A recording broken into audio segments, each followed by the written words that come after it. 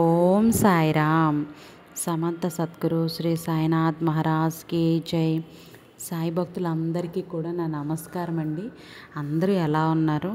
ఆ సాయినాథుని కృపా కటాక్షాలు మనందరిపైన ఉండాలని మనస్ఫూర్తిగా కోరుకుంటున్నాను. ఈరోజు వీడియోలో బాబా గారు ఏం చెప్పబోతున్నారు అని అంటే కనుక, బిడ్డ, లక్ష్మీదేవి నీతో ఏదో చెప్పాలంటమ్మా. 12 గంటల్లోపు విని తీరాలంట.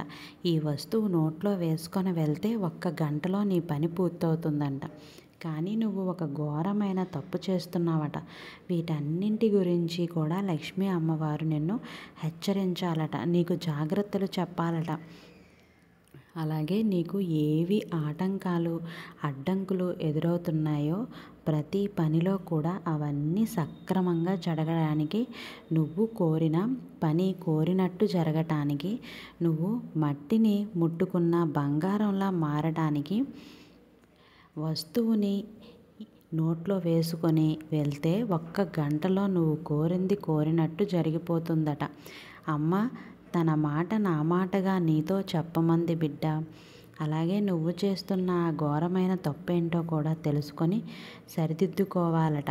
ఇదంతా కూడా 12 గంటల లోపల జరిగిపోవాలంట తల్లి. ఆ తర్వాత అమ్మ ఎంత పిలిచినా కూడా పలకదట.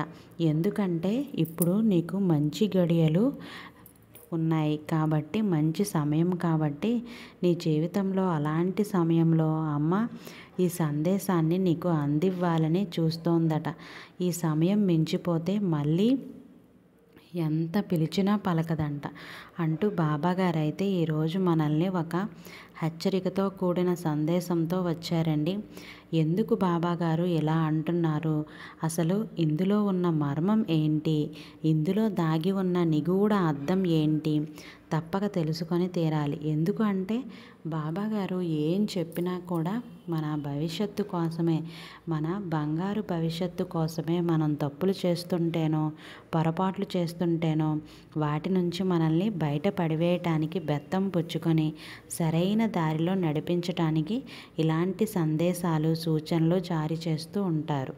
ఒక తండ్రిగా, ఒక గురువుగా, మన తోడుగా, మన నీడగా, మన అండగా, మన దైవంగా, మన సాయిగా ఇలా మనల్ని ప్రతి నిమిషము కూడా హెచ్చరిస్తూ ఉంటారు, కాపాడుతూ ఉంటారు, రక్షిస్తూ ఉంటారు.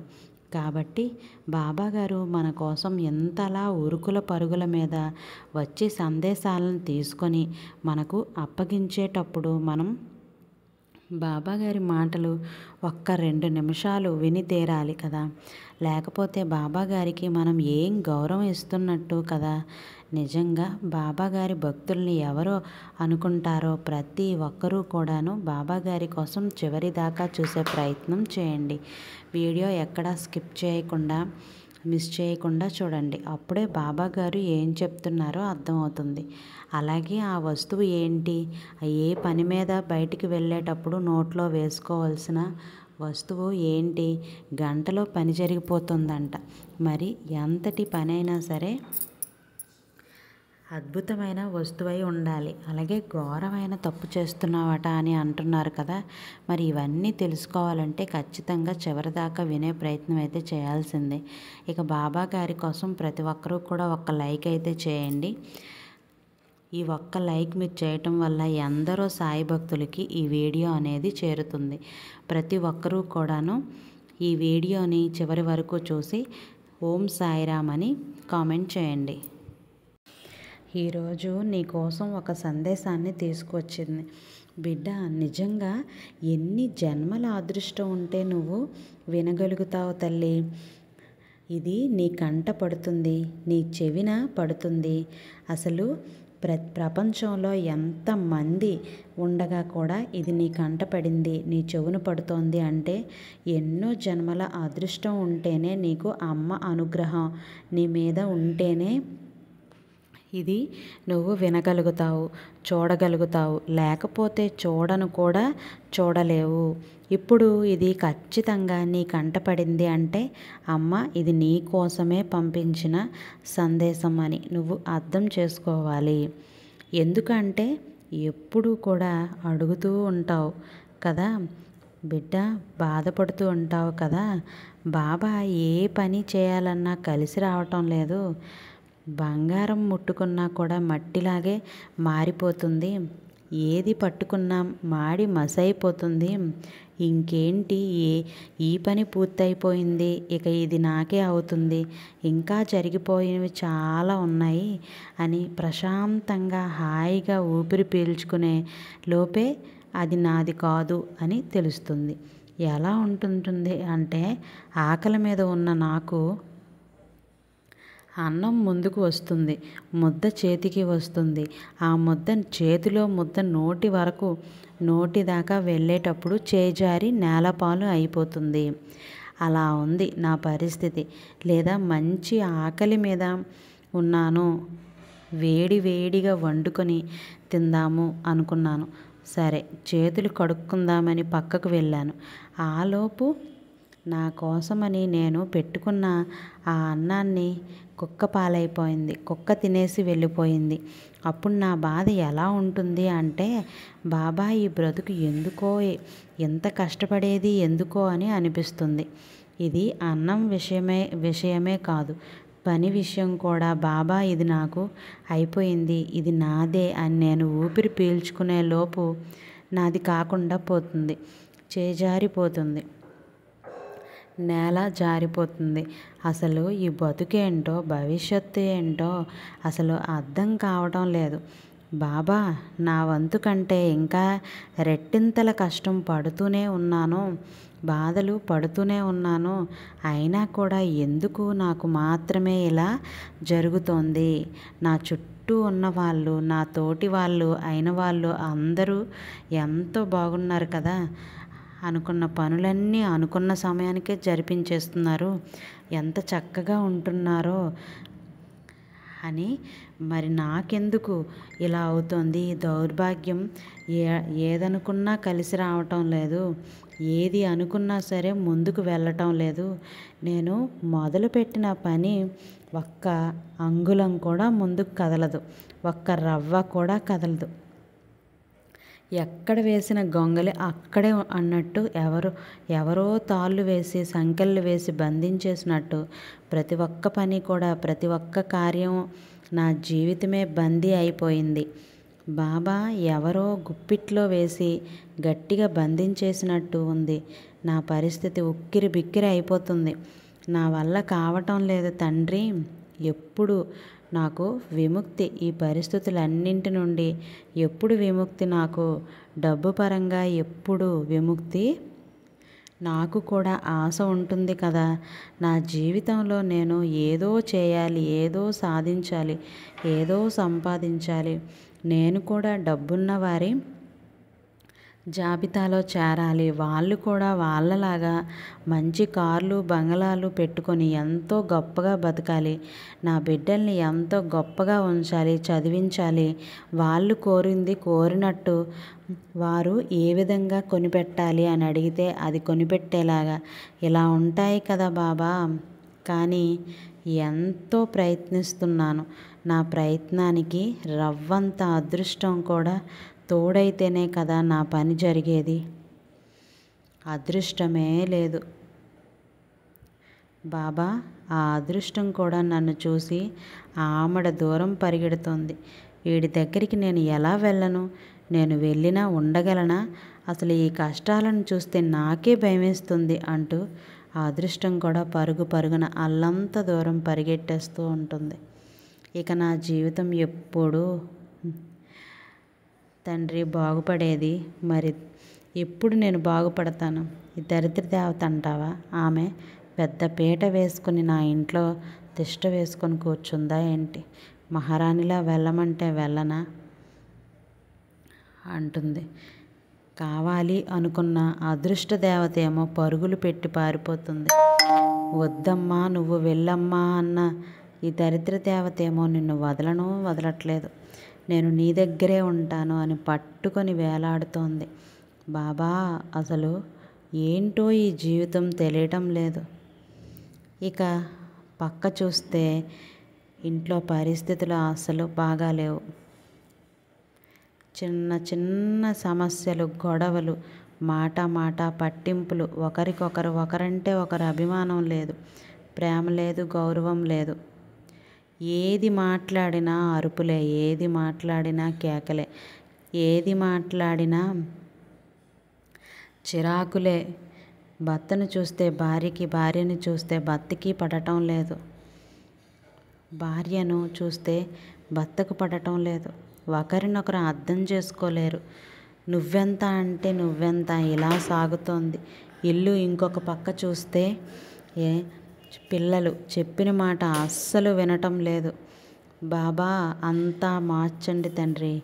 చిన్న చిన్న విషయాలకి కోపగించుకొని ఇంట్లో నుంచి అలిగి వెళ్ళిపోవటం, ఏదైనా గట్టిగా మాట్లాడితే బెదిరించటం, ఇవన్నీ చేస్తూ ఉంటున్నారు. వెళ్ళిపోవటం,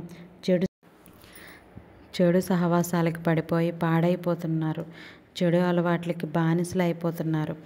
ఏం చేయాలో అర్థం కావటం లేదు తండ్రి. అలాగే ఒక పక్క నిరుత్సాహం.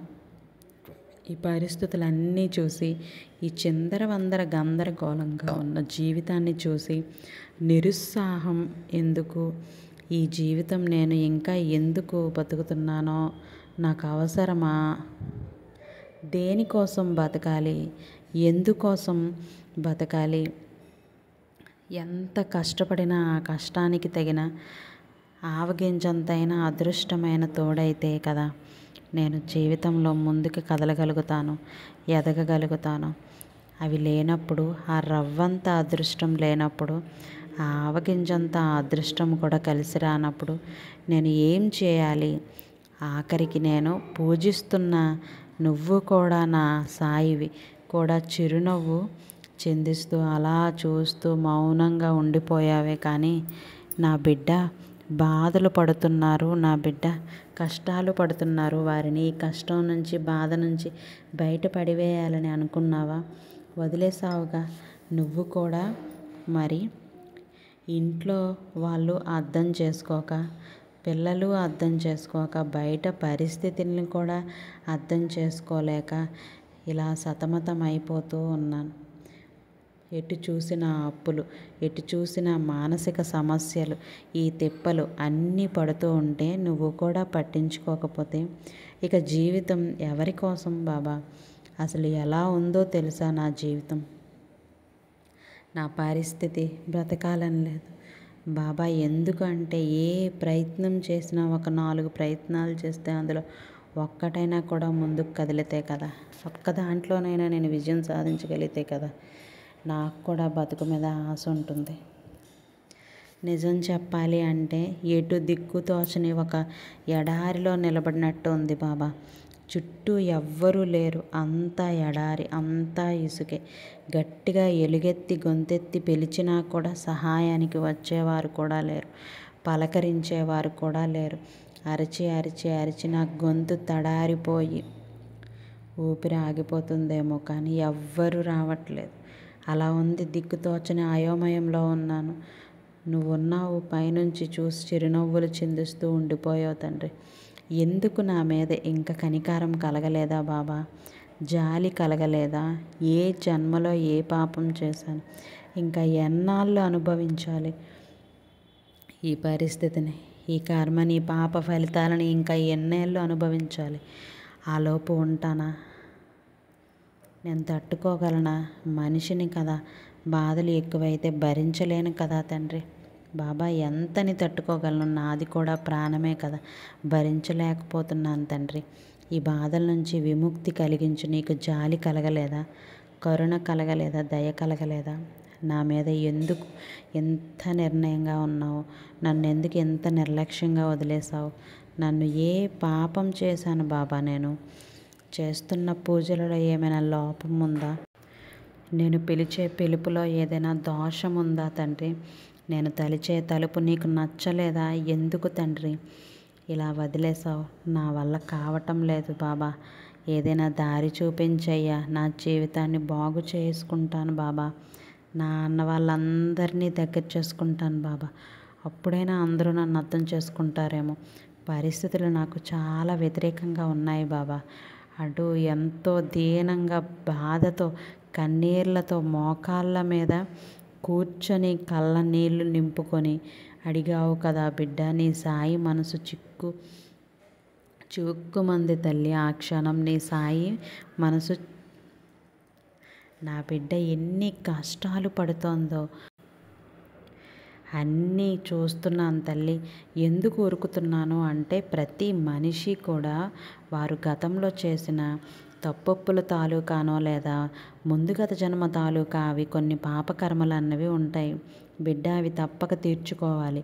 ఇక్కడ నువ్వు ఒకటి గమనించు, నీకు పెద్దగా రాబోతున్న కష్టాన్ని కూడా కొంచెం తగ్గించి నువ్వు భరించగలిగే అంత ఒప్పుకోగలిగే అంత మాత్రమే నీకు ఇస్తున్నాను. ఎందుకంటే ఆ బాధ అంతా కూడా నీ మీద పడితే ఒక్కసారిగా వచ్చి నిన్ను ముంచేసిందంటే నువ్వు తట్టుకోలేవు. నాకు తెలుసు తల్లి. అందుకే నువ్వు భరించగలిగే అంత బాధను మాత్రమే పరిచయం చేస్తున్నాను. ఆ బాధ కూడా ఎందుకు బాబా పరిచయం చేయాలి అని నువ్వు అడిగితే, మరి ఆ బాధ నుంచి, ఆ కష్టం నుంచే కదా నువ్వు పాఠం నేర్చుకుంటావు, గుణపాఠం తెలుసుకుంటావు. నీ తప్పొప్పులను నువ్వేం చేస్తున్నావు, నువ్వు ఏం తప్పు చేసావు అన్నది కూడా నువ్వు తెలుసుకోగలుగుతావు. కాసింత కష్టాన్ని కూడా నువ్వు ఆ శిక్ష నుంచి బయటపడాలి. అలాంటి పరిచయాలు చేశాను బిడ్డ. అంతా కనుక వచ్చి పడితే నువ్వు అస్సలు భరించేదానివే కాదు, భరించలేకపోతావు. ఈ విషయం మర్చిపోయావా? చాలు, ఇక ఈ రోజుతో చాలు. నీ కష్టాలు, కన్నీళ్ళు అన్నీ కూడా అంతమైపోయినట్టే. ఎందుకంటే ఇక నా బిడ్డ పడ్డ బాధల నుంచి, కష్టాల నుంచి విముక్తి కలిగించాలని అనుకున్నాను. అందుకే నువ్వు పట్టిందల్లా బంగారం కావటానికి, నువ్వు పట్టిందల్లా కూడా నీకు తోడుగా అవన్నీ కూడా విజయం సాధించడానికి నీకు ఒక ఉపాయం తీసుకువచ్చాను. అది కూడా సాక్షాత్తు మన లక్ష్మీ అమ్మవారే నీకు అందివ్వమని నా చేత ఇచ్చి పంపించారు. ఆ కానుకనిస్తున్నాను. అంతకుముందు నువ్వు ఒక తప్పు అయితే చేసావు కదా, లక్ష్మీ అమ్మ చెప్పిందే అదేంటో తెలుసా? తెలుసుకుంటే ఏంటంటే ఎప్పుడు చూసినా అనారోగ్య సమస్యలు, బాబా నా వల్ల కావటం లేదు, నిరుత్సాహంగా ఉంది, నీరసంగా ఉంది, ఏ పని మీద కూడా శ్రద్ధ లేదు, ఎంతసేపటికి సోమరితనంగా పడుకుందామా అనిపిస్తూ ఉంటుంది, బద్ధకంగా ఉంది అని అన్నావు కదా. అవన్నీ కూడా నీ చేజేతులారా నువ్వు చేసుకుంటున్నవే బిడ్డ. మనిషి అన్నాక పొద్దున్నే ఉదయాన్నే 5 గంటలకే లేవాలి. లేచి నీ పని పాటు చేసుకొని చక్కగా స్నానం చేసి భగవాన్ నామస్మరణ చేసుకొని ఏ పని ఏ సమయానికి చేయాలో ఆ సమయానికి చేసి రాత్రిపూట కొంచెం త్వరగా తినేసి త్వరగా నిద్రపోవాలి. మంచి ఆహారపు అలవాట్లు ఉండాలి. అలా కాకుండా పొద్దుపోయాక పడుకోవటం, ఏ అర్ధరాత్రికో పడుకోవటం, పొద్దున్నే పొద్దెక్కక లేవటం అన్నీ కూడా మారిపోయాయి. జీవితమే మారిపోయింది. ఆహారపు అలవాట్లు మారిపోయాయి. నీ అలవాట్లు పూర్తిగా మారిపోయాయి. దానికి కారణం ఇది. దానికి తోడు మంచి అలవాట్లే కొసానా లేవు. చెడు వ్యసనాలు కావచ్చు, చెడు అలవాట్లు కావచ్చు, చెడు బానిసత్వం కావచ్చు, ప్రతి ఒక్కటి కూడా నీ జీవితంలో నిన్ను అల్లాడించేస్తున్నాయి. ముందు నీ తాతలు ముత్తాతలు 120 ఏళ్ళు బ్రతికేవాళ్ళు. ఆ తర్వాత 100 ఏళ్ళకు వచ్చారు. ఆ తర్వాత 80 ఇలా తగ్గుతూ వస్తున్నారు. ఇప్పుడు సగానికి 120లో సగం 60కే వచ్చారు. ఇక రానులో నీ మనవళ్ళు వాళ్ళు కూడా చెప్పుకునే రోజులు వస్తాయి. ఏమని? మా తాతలు 50 ఏళ్ళు బతికారట అని. అంటే అప్పటికి ఎంత నీ ఆరోగ్యాన్ని నువ్వు దిగజార్చుకుంటున్నావు, నీ పతనాన్ని నువ్వు ఎంతని చేజాతులారా తెచ్చుకుంటావు.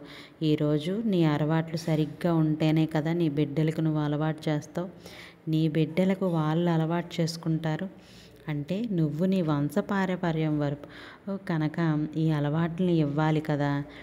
ఇవన్నీ మర్చిపోయావా నువ్వు? బద్ధకంగా ఉంటూ పొద్దుపోయాక పడుకొని పొద్దున్నే లేవకుండా చెడు అలవాట్లకు బానిసలైపోయి ఆహారపు అలవాట్లు మార్చుకొని ఏది పడితే అది తింటూ, ఏది పడితే అది తాగుతూ, ఏది పడితే అది చేస్తూ పోతూ ఉంటే బిడ్డలు కూడా అదే నేర్చుకుంటారు కదా. ఇంకా వారి బిడ్డలకు వారు ఏమి ఇవ్వగలరు చెప్పాలంటే? ప్రకృతి పరంగా వచ్చింది ఎంత తింటున్నావు బిడ్డ? నువ్వు రోజుకు ప్రకృతి విరుద్ధమైన తిండే తింటున్నావు. అలాగే ఒక పండు పండాలంటే, అది పండుగా మారాలంటే, ఒక పండు చెట్టు పెరగాలంటే ఒక మందు.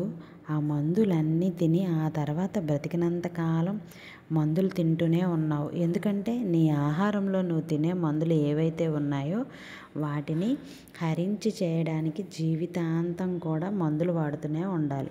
నీ జీవితం ఎలా అయిపోయిందంటే ఒక్కసారి నువ్వే అర్థం చేసుకో. నువ్వు చేసుకున్న ఈ తప్పుల వల్లే. ఇది ముందు నువ్వు మార్చుకో. నీ అలవాట్లు మార్చుకో. క్రమశిక్షణ అనేది చాలా అవసరం. ఒక క్రమబద్ధంగా జీవితం సాగితేనే ఎంతో అద్భుతంగా ఉంటుంది. ఏ అనారోగ్యాలు రావు, మానసిక సమస్యలు రావు, నిరుత్సాహం రాదు, మానసిక ఒత్తిడి రాదు. నువ్వు కనుక ఇలా పాటించి నీ బిడ్డలకి ఇది కానుకగా ఇచ్చావంటే తరతరాలు కూడా వారు చక్కగా 100 ఏళ్ళు జీవిస్తారు. ఏ అనారోగ్య సమస్యలు కూడా లేకుండా ఉండాలని కోరుకుంటాం. లక్ష్మీ అమ్మవారు కూడా చెప్పారు, నువ్వు ఒక తప్పు చేస్తున్నావు అని. ఇక నువ్వు ఏ పని చేసుకున్నా ముందుకు వెళ్ళట్లేదు, జరగట్లేదు, ఎక్కడక్కడే ఆగిపోతుంది అని బాధపడుతున్నావు కదా. ఏ పనైనా మొదలు పెట్టేటప్పుడు ఒక యాలక్కాయని నోట్లో వేసుకొని నములు. అలా నమిలి నమిలి నమిలి ఇక నువ్వు వాళ్ళతో మాట్లాడడం మొదలు పెట్టాలి అని వాళ్ళ దగ్గరికి వెళ్ళేటప్పుడు ఊసేసి పక్కకు ఊసేసి వెళ్ళి వారితో మాట్లాడు. నువ్వు ఏదైతే తలపెట్టావో ఆ పని ఖచ్చితంగా జరిగి తీరుతుంది. ఒక గంటలో నీ సాయి నీతో ఏం చెప్పారు? నీకు మాట ఇస్తున్నారు కదా. ఏ పని అయితే మొదలు పెట్టబోతున్నావో అప్పుడు కూడా ఒక యాలక్కాయ నోట్లో వేసుకొని నమిలి కాసేపు తర్వాత దాన్ని బయట ఊసేసి ఆ పని మొదలుపెట్టు. ఖచ్చితంగా అది నీదే అవుతుంది. నువ్వు ఇంకా భయపడాల్సిన పని లేదు, బెదిరిపోవాల్సిన పని లేదు. ఇక జీవితం మీద పరిస్థితులు నీవి, అవకాశాలు నీవి. ఒక ఆట ఆడుకో బిడ్డ. జీవితాన్ని ఒక అద్భుతమైన ఆయుధాన్ని నీ చేతిలో పెడతాను. ఎలా కావాలో అలా వాడుకో. నీ జీవితాన్ని బంగారమయంగా చేసుకో. నీకు ఈ విషయం చెప్పాలనే లక్ష్మీ అమ్మవారు శుక్రవారం రోజున పరుగున వచ్చారు. లక్ష్మీ అమ్మవారి ఆశీస్సులు, నీ సాయి అనుగ్రహాలు నీ మీద ఎప్పుడూ కూడా ఉంటాయి. నువ్వు ఎప్పుడూ కూడా బాగుండాలి అంటూ బాబాగారు ఈరోజు అద్భుతమైనటువంటి ఒక సందేశాన్ని అయితే మన అందరి కోసం తీసుకొచ్చారు. ప్రతి ఒక్కరూ కూడాను నచ్చినట్లయితే లైక్, షేర్, సబ్స్క్రైబ్ చేయండి. రేపటి సాయి సందేశంతో మళ్ళీ కలుద్దాం. సర్వేజన సుఖినో భవంతు.